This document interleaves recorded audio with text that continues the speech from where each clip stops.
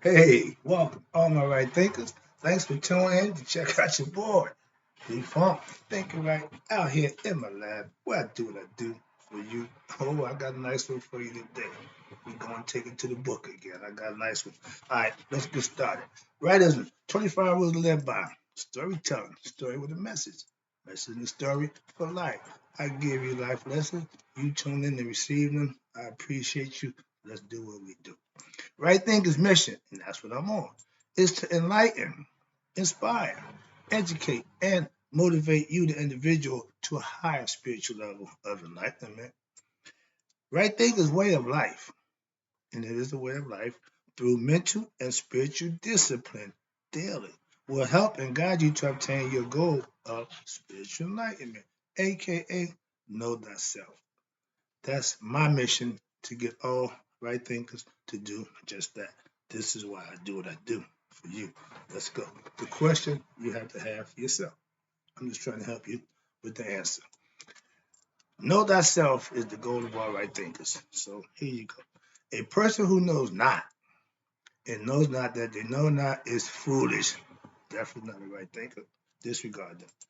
A person who knows not and knows that they know not. It's simple. I can teach them. Future right thinkers. Got you. Appreciate you. That's why I do what I do. I got you. A person who knows not and believe that they know is dangerous. Not a right thinker. Avoid them. A person who knows but knows not that they know is asleep. I can awaken them. I'm the spiritual alarm clock. I'm here to wake you up with knowledge of self. A person who knows and knows that they know is wise. Follow them. All these persons reside in you. Right thinkers, know thyself. And to my eye, be true. I fancy myself the sage, the wise man, the master teacher, all that good stuff because of the time and work that I put in. But as reading this book, this is going to explain what I do for y'all. So let me break it down for you.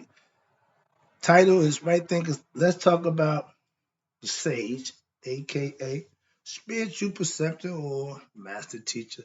All these titles is meaning the same thing pretty much, but different people call it different things. But the book gonna break it down for you. Let me read it to you, and hopefully you get understanding of who what I try to do and be. Now, in the beginning, you have the spiritual preceptor. Must help. My job is must help the individual, you, to somehow turn your anguish and pain experienced as a result of interaction with the world into what? A desire to rise above it, meaning you want to better yourself. Again, right thinkers, we want to be our best selves. That's what it's telling you. I'm trying to get you to do that. I took my anguish and my pain, my interactions and my ignorance, and I changed it to rise above it. So now I'm living better and I'm doing better for myself. That's my goal for right thinkers. Now, to this end, you have a series of techniques, watch this, and disciplines that have been developed over what? Thousands of years. Remember, I practice my philosophy, and it's been proven over thousands of years. Now, some of these methods, watch, myths, parables, mental disciplines, spiritual disciplines of what? Of eternal life force, meaning nature, the aspects that we call them God and goddesses. That's what I teach. It's an esoteric teaching, meaning you're getting the hidden messages and meaning of things that most people don't pay attention to. Okay? Got that from Masonic order too. Now, with these concepts about nature, watch this. The teacher, excuse me, wait a minute, where am I at? Now, okay, here we go. You got the parables, you got mental disciplines, spiritual disciplines. Next one, meditation, my favorite, and physical culture. And we call that semi yoga. Those are right thinking philosophy. Those are exercises to help develop what? Your internal life force, aka Kundalini, serpent power. Teaching about that also in class. In order for that Kundalini to rise, it sits dormant in the base of the spine. You have to activate it by what? Living right, being virtuous, purifying your heart by doing the right thing, offering selfless service, serving your higher self. Those are all the things that make that work. The teacher, me, needs to help you, the seeker, to what? Restructure the channel, restructure and channel those energies which arise from disappointment and frustration into what? Health, healthy dispassion for what? The illusionariness of the world and its entanglements. Stop living for physical things, objects, fame, and fortune. It's getting you, it will get you nowhere. Watch this. My job as a teacher is to show the way to what? Develop your spiritual aspirations and self-effort directed toward what? Sustaining a viable personal, listen, spiritual program when daily of right thinking philosophy, or they got it here, Shita. Putting in your work, study to show yourself approved, and then you manifest it by living the lessons that you learn. It works like a charm. Trust me. Now, you see me or you hear me talk about the guy Tahuti. Okay, that's the guy you see walking around, the iris-headed guy. Sometimes he's the baboon, but he's your conscious. He what keeps track of everything you do. Symbolically, he's described. Okay, he keeps track from the time you come here to the time you got to go get judged. That's his job. That's your mind. That's your consciousness. I try to give you that concept. So let's talk about Tahuti. It's spelled Djehuty. The D is silent, the T sound. For the endow, the D and the T, we change with the Chinese. They use the D as a T sound, we use the T as a D sound. Same thing, whatever. But yeah, that's the concept. Well, you got Tahuti. And he represents the quintessential image of what? The guru. Now, in this story, or the word guru is the Indian Sanskrit term meaning spiritual preceptor, a teacher of spiritual truths. Sound familiar? A spiritual preceptor is a sage. Yes, that's what it's about. I ask people if you know the sage is. Yeah, that stuff you burn. I just laugh and say, okay. But a spiritual preceptor is a sage who what? Shows others the way to understand the higher reality beyond the ordinary phenomenal universe. Meaning raising your conscious level and understand how it works. Well, I just know it's up there. I know astrology. Okay, a lot of things that we just take for granted, that if you acquire this knowledge and understanding, you live to be a better person because you have what? Knowledge of self. We mimic nature. Watch this. Now, he or she shows others how to what? Discover their true identity and realize their oneness with the divine. In essence, they are spiritual guides. My goal for right thinkers in my mission statement tells you, I want you all to know God for yourself. Know thyself and know God. That's the goal for what I do. That's why I claim myself to be a truth teller, a preceptor, and a sage. More importantly, I live it. I don't just talk it, I walk it. There is the difference. Now, watch this. In ancient Egyptian mythology, there are two great spiritual preceptors. One of them was Tahuti. Okay? He was the wonderful teacher of Haru. The other one is, yeah, my girl, Aset. Y'all know as Isis. In the She Taught Aset, or the story of Asar, Aset Haru, otherwise known as the Siren Resurrection story. That's when I teach, that's when I study, that's when I master. She is the teacher of her son Haru. I learned my moral license not from that guy, my mom. She gave me a softer side. She gave me that other side that, fellas, that's not all you need. Mother's love is cool. Mother teaches lessons is fine. But she couldn't have you by herself. She took on responsibility because the husband was dead. And Masons, we are what? The widow's son. I mean, our fathers is dead. So our mothers would become the educators. They done turn society to, oh, y'all young brothers, y'all sons of the widows. Why? Because y'all fathers is dead, probably on the streets doing nonsense. So, yeah, they're not here. So, but that's when the uncles step in. I like hearing that phrase, uncle. Yeah, I'm your uncle. I got nothing but good for you. I'm helping you out. Why? You either my sister or brother's child. So I'm your uncle. I'm family. Symbolically, if you're the uncle, you're giving advice. So understand that. I take that title serious. Okay? But watch this. Now, she trained her son in the arts of sciences and the mystical philosophy of creation and the nature of the divine self. She gave him knowledge of self. She enabled, watch this, she enabled Haru to receive the divine vision which he obtained from Ra in the story of Ra and Aset.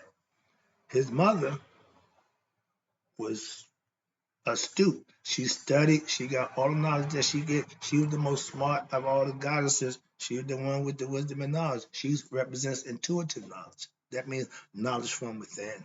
Okay. Now you got a word, Sahu, Sehu, and that means the ancient Egyptian. It's the ancient Egyptian term meaning again spiritual counselor. Then you got the Sabai, Sebai. That means spiritual preceptor. A spiritual preceptor is not only a person, listen, who have attained higher level of internal self-discovery and purity of heart, but also a person who is well versed in scriptural writings and has knowledge, okay, aka other parables and myths along with the mystical implications, meaning he knows the stories, he lived them, he proved them, and he reached that level of having his mystical experience. I want all my right thinkers to reach that level of mystical experience for yourself. He or she also knows what the practice which leads a person to spiritual evolution, aka right thinker philosophy. Practice daily, or we call it semi-yoga disciplines, aka semi-tawi. It's all about raising your consciousness from your lower level, meaning you're living from the waist down in the physical world. Raise your consciousness, become heart, telling truth, and open up the third eye, the spiritual eye, that you can also receive, download information from yourself. That's how y'all made the connection. That's why I want you to open that third eye, because that opens the pathway to your higher self conceptually. But I know it to be true. How about that? Let me wrap this up. This shouldn't take long. I'm about done. If the teaching is given directly, it may be what? If the teachings is given directly, it may be misunderstood or even repudiated altogether due to what? The state of mind of that individual. I can't teach you if you don't want to be taught. If you're not receptive of information, it's a waste of both of our time. That's why I don't go around professing. Nope, nope, nope. I get class. I do it then. I come here every day. I do it then. I don't need to run around trying to tell the world. I ain't on that nonsense. So understand that. Watch this. Do the okay. Now, hence, because the individual may not be ready, hence the student must be what? Properly initiated into the teachings of the proper. I mean, initiated into the teachings, and the proper relationship must be established between teacher and student. I teach, you learn. That's the choice that you make. I'm going to teach. It's your choice to learn. I had to do it, me. So all my lessons are geared to just teach those who want to learn. So let me wrap this up for you. Again, I appreciate you tuning in. Wrapping it up. The teachers, listen to this. The teacher offers humility, honesty, with a beguiling wit. I try to do it with a little, a little bit of me. I bring me to the table, okay? And cheerfulness and an uplifting outlook. I don't disrespect nobody. I don't condescendingly deal with nobody. I give everybody the respect that I want to get from them. So I show and I give it before I can ever receive it. So watch this. This is symbolized by what? The divine food, aka Tahuti offer Hedu. My divine food is knowledge of self. I think of philosophy principles and mythological stories, my life experience thrown in there. That's my way of getting the information to you. Now the teacher brings what? My divine food in the form of wisdom teachings with uplift the mind by what? Relieving the burden of pain and sorrow which weighs down the soul of a human being due to what? Spiritual ignorance and negativity in their life. Again, you cause most offenders because you're ignorant and you do a lot of stuff when the worry thing happened to me. So, induced fetters, problems. To wrap it up, the divine food, that's what they call it, is the taste of what? Divine glory, that mystical experience, that knowing when you and God become connected, that's a beautiful thing, okay? That's divine food. Where we at now? And that's divine glory. You reach the state of bliss. Once you become nihas, once you become spiritually enlightened, it is a glimpse, watch this, of the goal which all disciples, aka right thinkers, must aspire to experience in its fullness for themselves. Every individual, I asked the question in class this week, how many ways are there to get to God? Thousands, hundreds, millions. Bomb! All wrong. As many human beings, any spirit that has God in them has an opportunity to get to God. You figure it out your own way. I have a way. I'm helping you along the way. If you choose my way, you're welcome. But there's other ways. Trust me, I know that. Let me wrap it up. But now, however, this fullness is only experienced by degrees. As the teacher gives you the spiritual teachings and as it assimilates to the student in your everyday life. I mean, you have to live it. You have to experience it for yourself. I just teach it, and my time is up. I appreciate you. I hope you got the lesson. Hope you enjoyed it. I got more. Don't worry about it.